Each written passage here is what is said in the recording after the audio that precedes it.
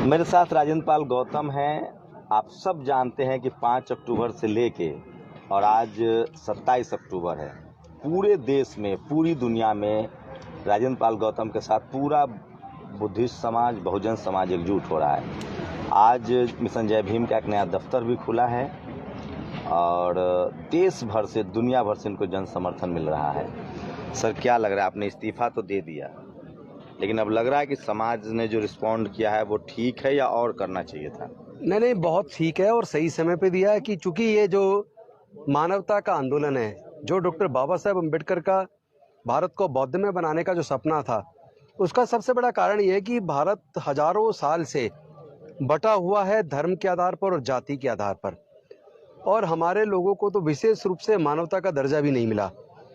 जबकि आज मैं देख रहा हूँ भारत के लोग ऋषि सुनक को ब्रिटेन का प्रधानमंत्री बनने पर बहुत ज़्यादा खुश महसूस कर रहे हैं। चलो, बहुत अच्छी बात है, आप खुशी मना रहे हैं, हम भी मनाते हैं। और मैं ऋषि सुनक जी को, जो अविभाजित भारत मूल के थे, उनको ब्रिटेन का प्रधानमंत्री बनने पर इस अवसर पर बधाई भी देता हूं। साथ में ऐसे लोगों को एक नसीहत भी देना चाहता हूं जो भारत के लोग उनको भारतीय मूल का बताकर खुशी मना रहे हैं। भारतीय मूल के लोग भारत मूल का बता रहे हैं, पाकिस्तान के लोग पाकिस्तान को मूल का बता रहे हैं, और केनिया के लोग केनिया मूल का बता रहे हैं। जो भी हो, इससे एक संदेश तो स्पष्ट है कि ब्रिटेन का प्रजातंत्र इतना मजबूत है कि वो दूसरे धर्म का विदेशी मूल के, यानी कि अविभाजित भारत मूल के व्यक्ति को भी खुशी से प्रधानमंत्री के तौर पर स्वीकार कर रहे हैं। लेकिन क्या हमारे देश के लोग करते हैं? हमारे देश में डॉक्टर बाबा साहेब अम्बेडकर जी के बाद आज तक के दलितों के, पिछड़ों के, आदिवासियों के सबसे बड़े नेता अगर कोई थे तो वो बाबू जगजीवन राम थे, लेकिन उनको देश का प्रधानमंत्री बनना लोगों ने स्वीकार नहीं किया। ये भारत का एक काला इतिहास है हमारे देश का, जिससे हम शर्मसार होते हैं।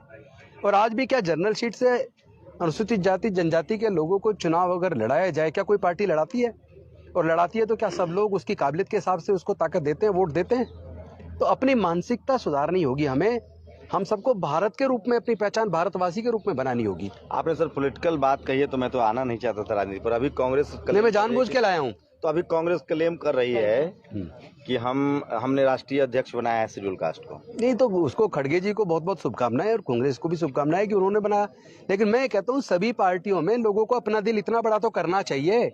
अगर कोई काबिल व्यक्ति है, पुराना कार्यकर्ता, उसको मौका मिले तो देना चाहिए, क्यों नहीं देना चाहिए? आपकी पार्टी कह रही है कि नोट पर लक्ष्मी और गणेश की तस्वीर हो, अर्थव्यवस्था सुधर जाएगी। देखिए, डॉक्टर बाबा साहेब अम्बेडकर जी का जो रिसर्च पेपर था, द प्रॉब्लम ऑफ रूपी in India and it's solution, जिसके आधार पर रिजर्व बैंक ऑफ इंडिया की स्थापना हुई, और भारत ही नहीं पूरे दुनिया के सबसे जाने माने इकोनॉमिस्ट डॉक्टर बाबा साहेब अम्बेडकर थे।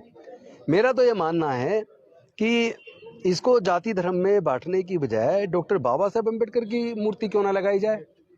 और अगर सभी धर्मों की लगानी तो सब धर्मों के नेताओं, सब धर्मों के जो आस्था है उनकी भी लगा दो। मुझे इसमें नहीं पढ़ना है। मुझे तो भारत के लोगों को न्याय मिलेगा या नहीं मिलेगा, भारत के दलित, पिछड़े, आदिवासी को मानवता का दर्जा मिलेगा या नहीं मिलेगा।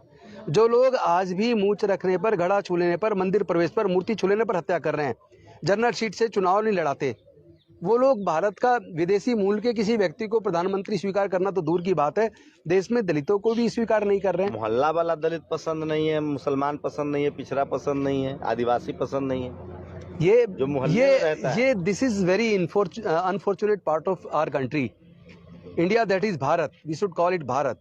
और भारत से जो लोग प्यार करते हैं, भारत में रहने वाले सभी लोगों से भी प्यार करेंगे। भारत को जोड़ना होगा। वर्षों से उसे जाति धर्म के नाम पर तोड़ा है, आतंकित किया है। कह रहे हैं ना, आरएसएस कह रही है कि सब लोग हिंदू है, सब हिंदू हो जाओ, खेला खत्म। नहीं, आरएसएस गवर्न करेगी क्या देश के लोगों को कि कैसे चलना है, क्या मानना है, क्या नहीं मानना है? ये स्वतंत्र भारत है, और भारत में अभी डॉक्टर बाबा साहेब अम्बेडकर के संविधान का राज है, और संविधान ही भारत को एकजुट रख सकता है, संविधान ही लोगों को बचा सकता है। लगता है आपका समाज आपके साथ खड़ा है? आपने इतना बड़ा त्याग कर दिया, इस्तीफा दे दिया, अब धर्म के लिए आंदोलन चला रहे हैं, क्या रिस्पॉन्ड है समाज? मुझे ओवरवेलमिंग सपोर्ट है।